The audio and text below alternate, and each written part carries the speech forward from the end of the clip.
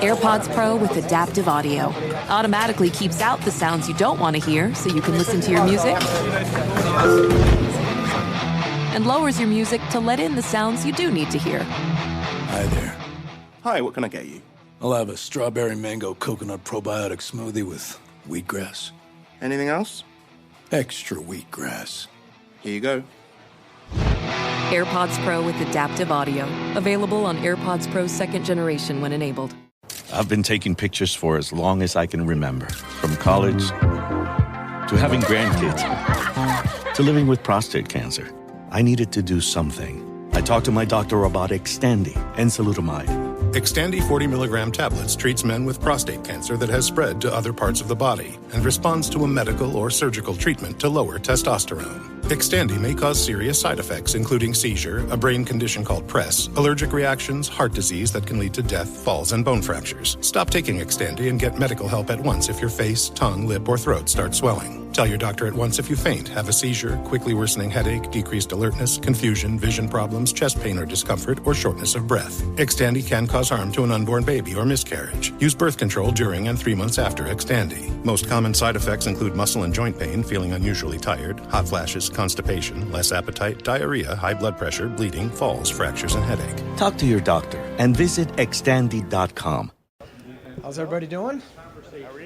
Always good to be back in the great state of Indiana here at the Combine. It's always fun for me to come back where I'm from, and just to think that 23 years ago that I drove over here and had a dinner with Brandon Beane, which eventually led to me getting in the NFL. So excited time to be here. As we go on to 2024, I'd be remiss if I didn't thank my staff. There's a lot that goes into preparing for the Combine, whether it's logistics, getting us to the airport, the hotels, and all that stuff. So staff did a fabulous job, and I would also like to, mention Jeff Foster with NIC and the job he does putting this stuff, this event together. He does a phenomenal job, and if you guys understood half of the stuff that he has to go through to get all these players here, the medical, the hotels, the flights, they do a phenomenal job for us. So as we move into 2024, it's the first chance to get around a lot of these players that we haven't been around.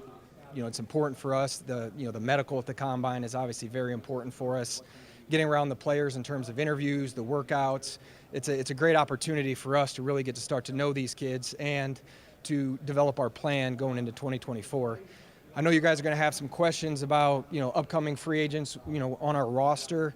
We have Saquon Barkley, which we're going to talk to his representatives this week. There's nothing new on that front. The conversation, the plan all along was to meet here in Indy and have those discussions about how we're going to move forward with him. He's a guy we'd like to have back, so those conversations will take this week and will take place this week, and we'll see if we can get something done with him. And then Xavier McKinney, the same boat.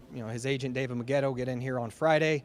We have a meeting planned with him. I've had really good talks with Xavier over the last couple of weeks, but talks have not begun with that. I know there was something out there that maybe they'd began conversations with a contract extension, but we haven't had any talks other than we're going to get to the Combine, think about where you guys see the value. We're going to have our comps, and then we can start from there. But, Xavier is another player that, we'd like to have back. He's 24 years old. He was a captain, played 100% of the snaps, and, we think a lot of X, and, look forward to getting in the negotiation period here later this week. So with that, I'll open it up to any questions.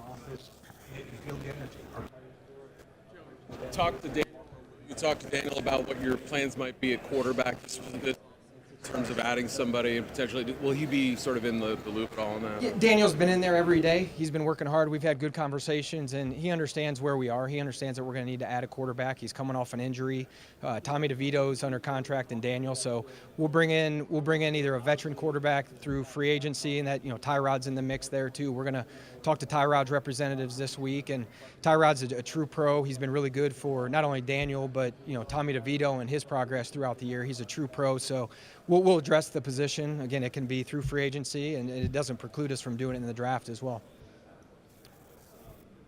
Better indication at this point, Daniel, with his progress of when he's going to be back, or I know you said so he actually started throwing. Yeah, Jordan, he actually started throwing.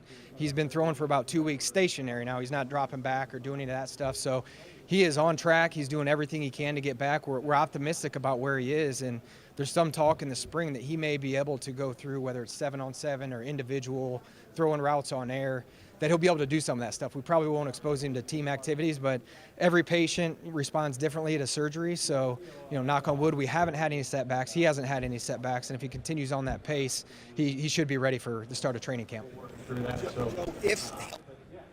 What is your faith in Daniel as being I have a faith guy? in Daniel. You signed him. I have faith in Daniel as our starting quarterback. As far as, is the bar for a starting quarterback, can he get you to a Super Bowl and win it? And if that's the bar, is that still the bar you have for Daniel? Say that again. Is the bar for your starting quarterback, can he get us to a Super Bowl? Yeah, that's and the win ultimate it? goal for everybody, is to win a Super Bowl. So we want to win a Super Bowl. It's not one position. You got to build a good team. You got to have surrounding parts. There's a lot of good quarterbacks that haven't won Super Bowls. So you got to have a good team.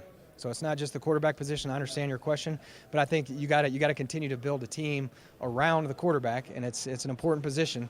But I think you got to build the pieces around him on both sides of the ball and all three phases. Joe, there's a lot of talk about whether the Giants might trade up. Might trade up in the draft.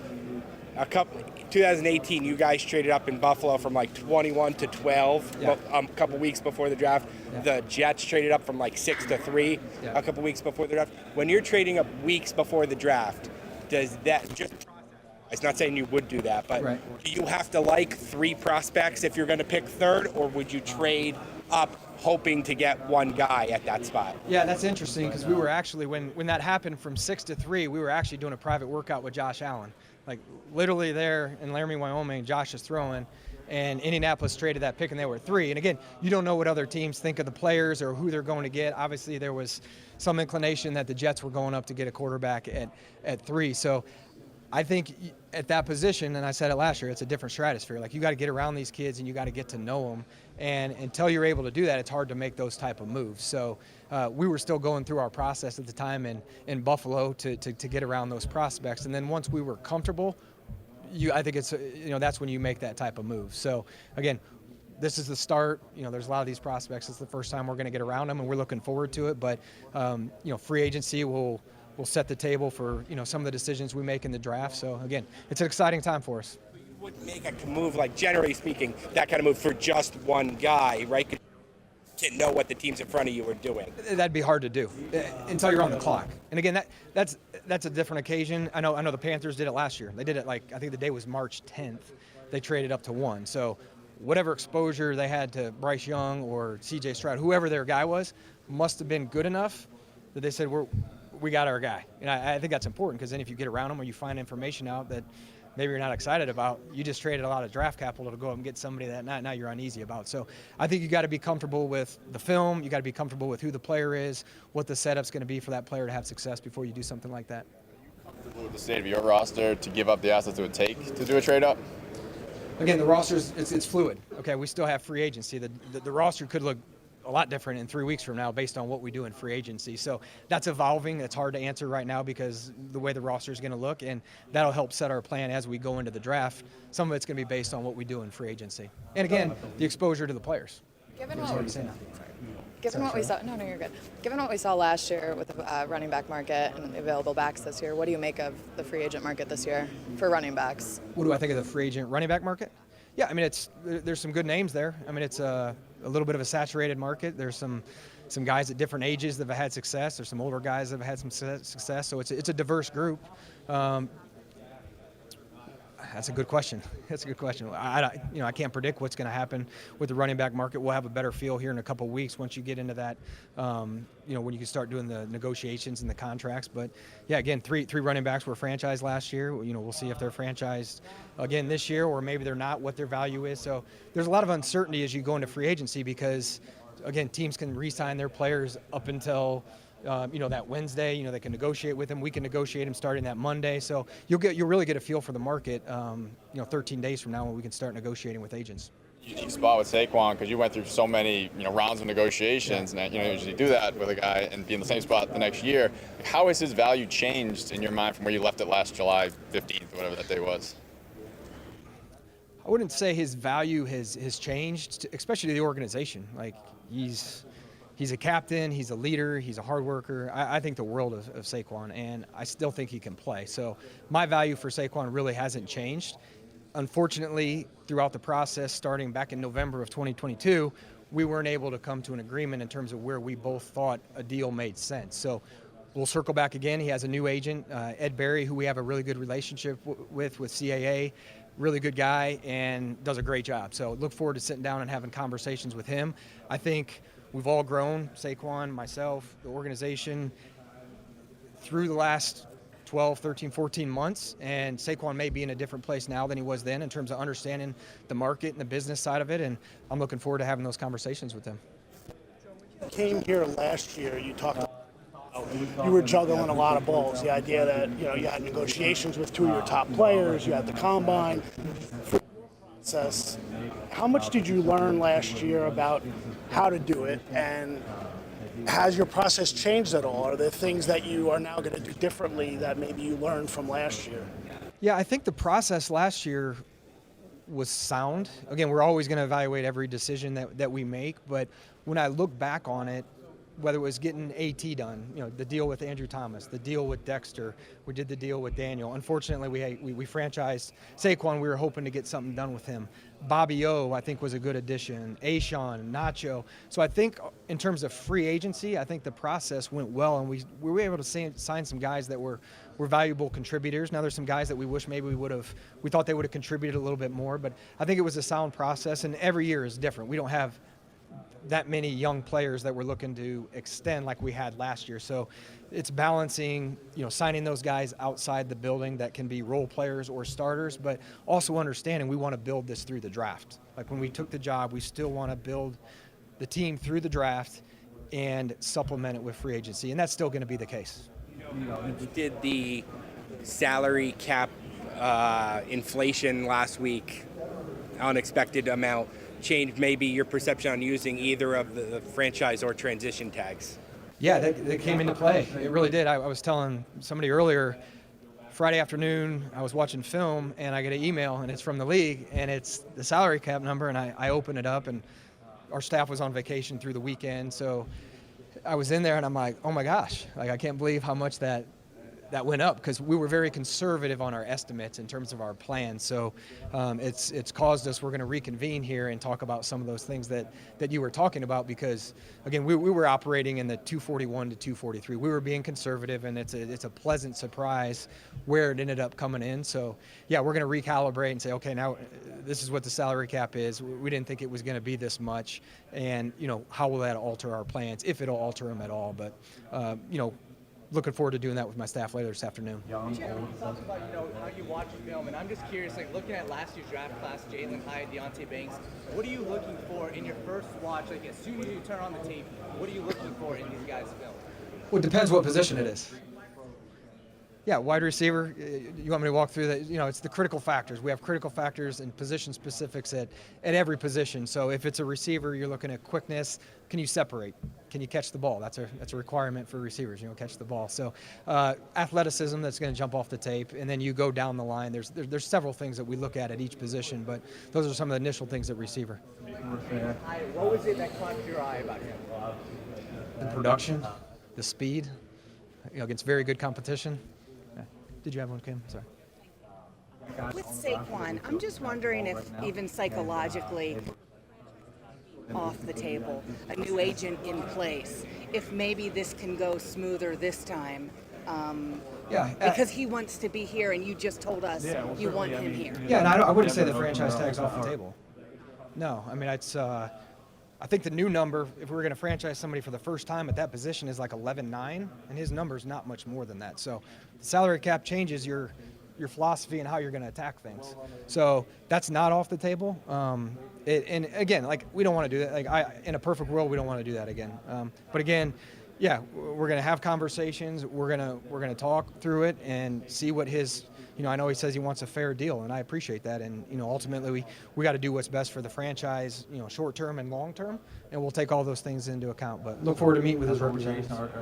Joe, you talk about faith in Daniel Jones.